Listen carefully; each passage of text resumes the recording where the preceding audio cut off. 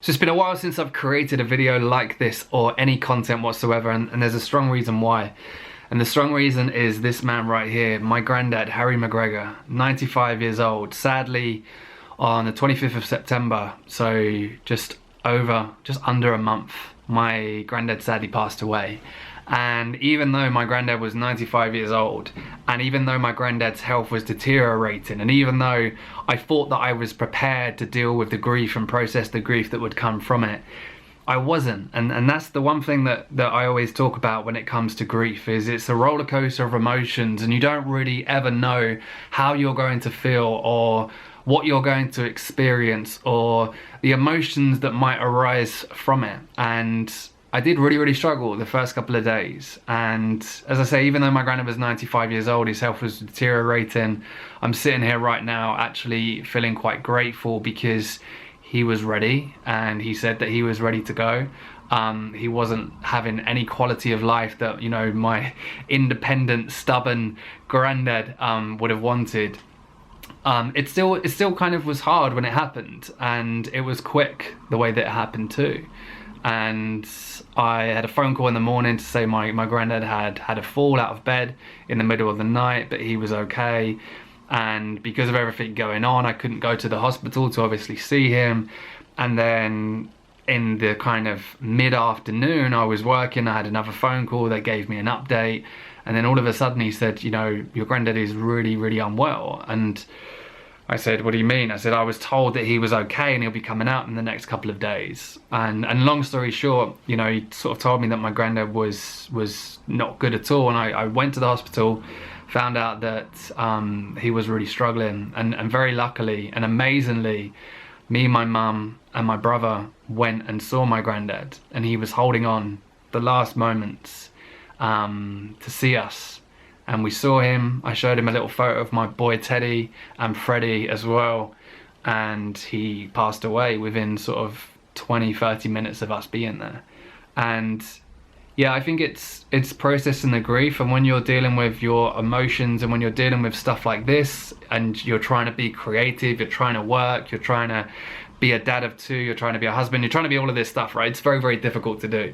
So I was just like, forget it. I'm not creating any content. I'm not inspired to do so. I just want to focus on this. I want to focus on me and deal with the emotions that were coming from it. And my granddad was an amazing man. I want to show you a couple of things. We had his service the other day.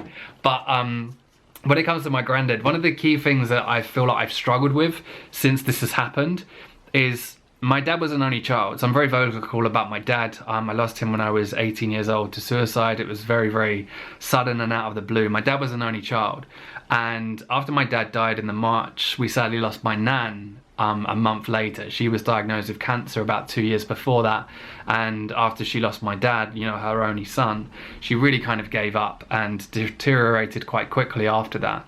And you know, that just shows the character of my granddad. He lost his only child and his wife of over 50 years within the space of a month, and continued to live life and continued going and held on to his, you know, his natural resilience that he had, and he lasted another 11 and a half years after all of that. And you know, I feel like I'm grateful that he's now back with them, you know, his little family that he always spoke about. But at the same time, I think I've struggled with this grief because it definitely brought back some emotions and stuff that I hadn't really resolved with my dad still.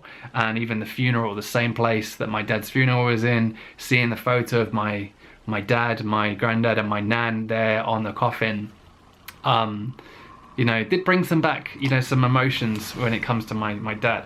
But I wanted to just show you a couple of things from this. Like my wife created this for his 90th birthday, which was, you know, just over 5 years ago.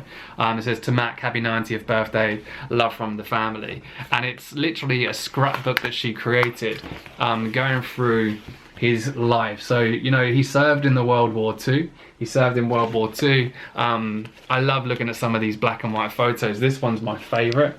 He looks so mischievous and naughty in that photo, which I believe he was. He wasn't a very good child. I think he was quite cheeky and quite naughty. But like, you know, going through all the photos that he did with my nan, and met my nan, then some sort of early baby photos of my dad and some embarrassing photos.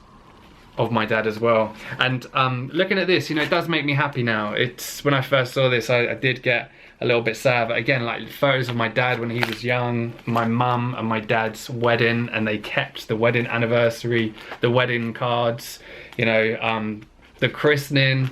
All of a sudden, look, this good looking boy and his brother come along, and again, you know, more photos of my granddad being an amazing granddad.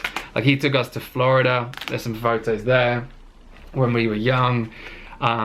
He was an amazing granddad, and he was always an older granddad, but yeah, very, very lucky for him. I won't show you too much because it's going to bore you, but this is my favorite one.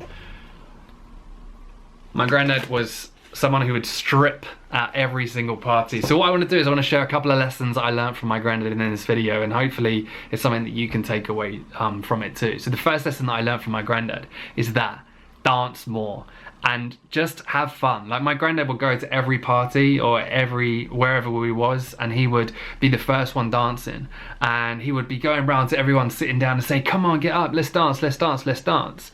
And my granddad never took life too seriously. He would joke. Sometimes he would make us cringe with some of the jokes that he'd said, but he just had fun. He didn't really worry what people thought of him. He just wanted to have as much fun in his life as possible, and he could find fun in, you know, moments where people would be bored. You know, there's times where we were around their house and he'd go and he had like this Bigfoot, I don't know if you guys know Bigfoot, but a Bigfoot costume, and he'd come running down the stairs and he'd, like, you know, scare us as kids. And then there's other times where I remember people used to say to my granddad and my nan when they were out shopping, you know, he'd say, oh, how's your husband? And she would say, oh, sadly we lost him. And my granddad's natural reaction would be, oh, did you not find him? Are you still looking for him? And my nan used to nudge him and tell him off. And I think my granddad, that's the way that he dealt with his emotions. He laughed, he had fun. And, you know, that's something that I definitely want to take away. The second lesson that I learned from my granddad, and this is something that I learned over the last couple of years, is you're going to have regrets, but do all you can to minimize those regrets. My granddad's health deteriorated over the last 2.5 years. He was someone who was really independent. He would go shopping on his own. He would run. He was still running in his early 90s. He would drive. And all of a sudden, you know, 2.5 years, he slowly deteriorated. So by the end of it, he was bedbound. He had carers 4 times a day. Couldn't really do much, and his sort of freedom had been taken away from him. And I remember it was about a year ago I was with him, and he was in bed and he couldn't really, you know, move as much as he used to, and all of that. And I remember him all of a sudden showing regret that he had, you know, oh, I wish I went to New Zealand, I wish I traveled more, I wish I did this with your nan, I wish I you know, didn't worry about money as much, was another thing that he said. And it clicked. I was looking at him, he was in bed, and I thought to myself, that's gonna be me. That's gonna be me, that's gonna be you. We're all gonna be in that situation where all of a sudden our freedom is being taken away from us because of our age or because of the health that we have that's deteriorating. And I'm gonna have regrets as well. I don't think that we can deny the fact that we're gonna have regrets, but what I can do is try to minimize those regrets that I have. So do more of what I want to do. You know, live life quite freely now while I have the opportunity to do so, rather than regretting it as I get older and looking back as well. So I think it's very difficult to live that life with no regrets. I think we're all going to have some regrets, but I think it's important to minimize those regrets. And equally as well, I think while we can, it's important to try and accept that we are going to have those regrets. Is trying to accept ourselves and our lives and the reality that we see, and be grateful for what we've got, and learn that early on, so while I'm laying there towards the end of my life, I'm not regretting it. I'm like, I was grateful that I had an amazing life. I did all that I could. There was more that I could do. There's no way that I could have done everything.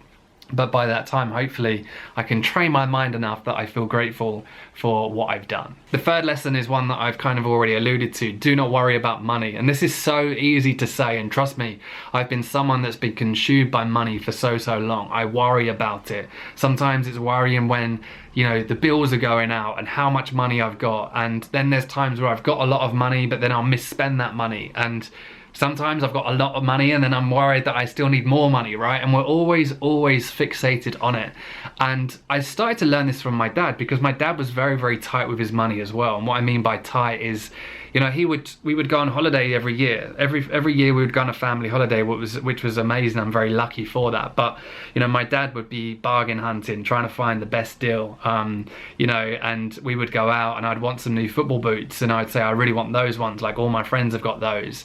And even though my dad had that money, he would say, no, you don't want to spend that amount of money on some football boots, like these are the same. And they'd be like, you know, football boots that I didn't really like. My mum was always the one that didn't really have the money, but she would be like going and buying me the boots I wanted, the football kit that I wanted. And my dad was very conservative with money.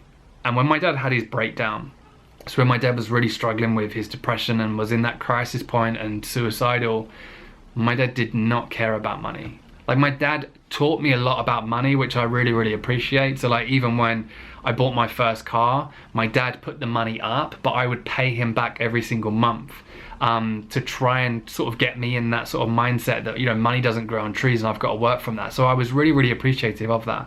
But when my dad was in that period, he was spending money freely. Like, he was like, you know, don't worry about the rest of the money for the car. You know, he bought people stuff that he wouldn't normally buy, and he was just spending money freely, which was completely out of character of my dad. And I think it was because at that point, when he could see death and he could see that potentially he was about to end his own life, the money didn't become a stress anymore. And it was the same with my granddad. My granddad wouldn't spend an extra 20 pence for my nan because she wanted prawns on her jacket potato. She would only be allowed beans because it would cost him an extra 20p. Things like that, right? My granddad was super tight with money, but that's just because of his generation, and he grew up very poor. But towards the end again of his life, no worries about money whatsoever. You know, I'd come back and I'd say, Granddad, you know, I've just taken the boys to the toy shop because it was their birthday. I know you said we can buy them a little something. I didn't want to spend too much, so we've just spent £20 on them each. I know you said take it out of your pension, like, that's fine. He was like, £20? Like, go and spend more. Go and get them what they want. Go to the store and get them what they want. And like, I was, you know, struck by that, because that is not my granddad. And my granddad just didn't care about money in the end. And it becomes almost this, why have I worried for my whole life about money, when by the end of it I realize I can't take any of it with me. And we have to be obviously, you know, careful with our money, that we don't get ourselves into too much problems, but at the same time, money is almost not as important as our mind and as the media tells us that it is as well. And then the final lesson, I think it's lesson number 4, I've lost track. I'm just reflecting now, and this video is more for me than it really is for you, so I apologize on that, guys. Lesson 4 was, hold on to any hope that you have, because if I can just have a small percentage of my granddad's resilience, I'll be a very, very happy man. Because my granddad withstood some of the most troubling times that I can't even comprehend. Like World War II, I think he was sort of 18 when that happened, 18, 19. You know, going through that, and then the poverty of growing up in that generation, and he wasn't brought up in a very wealthy family at all. Then going through his life as he did, and the different sort of, you know, levels of adversity that he faced, and then losing my dad, you know, his only child, to suicide, then his wife of over 50 years, you know, less than a month later, but still continuing to go forward and move forward. And, you know, my granddad just continued. He continued to fight, even when his legs started to give up, right? And he couldn't walk anymore. He couldn't stand up. He would sit on the end of the bed and he would say, come on, Mac, come on, Mac, come on, Mac. Get those legs moving, get those legs moving, right? And it gives me goosebumps, right? Because that's that do not give up attitude that I really want to inherit, right? And I feel like I'm starting to, and I really want to teach that to my 2 boys as well, because my granddad did not give up. No matter what obstacle stood in his way, he would not give up. He would do all that he could to get through it. And even when he was 95 at the end of his life, really not seeing any way, or we couldn't see, and the doctors couldn't see any reason why he would get better, my granddad was like, I don't know why I'm like this. I need to get better. I want to go for a walk. And he would try and to get up. So he could not comprehend the fact that he would give up. could not comprehend it. And I wish I can take that with me, and I wish that's some advice that you can take, because no matter the situation you're in right now, no matter those dark clouds, no matter the adversity that you face or the challenging situations that you will encounter at some point in your life, it's important that we do not give up ever. Never give up ever, because we never know what's going to come after those dark times. We can hold on to any hope that we have. And I love the fact that sometimes when we look at the word hope, if we look at hope, it's hold on, pain ends. Focus on any hope that you have. Keep going. Keep focusing on little bits that you're grateful for, that hope that you have, because you never know what's going to come after that. And that's one lesson that I'm going to take from my granddad as well. So just wanted to get that out on camera before I create any more content, because it's been sort of playing on my mind a little bit. As I said, you know, when we're looking at this man here, 95 years old, here's a couple of photos that will explain exactly who he was. He was a family man, he was a joker, he was a laugher, and he was resilient. And I love the man so much, and I'm so grateful that I had him in my life as well. So reflection point over. Really excited to be sharing some more content with you. It's been a while and it feels good to be able to do this as well. Hopefully it's been beneficial for you. It's been beneficial for me. This is therapy, right? You are my therapist. This camera is my therapist. So I appreciate that. But anyway, gonna sign out now. Have a great rest of the day, and I'll be sharing some more content very, very soon.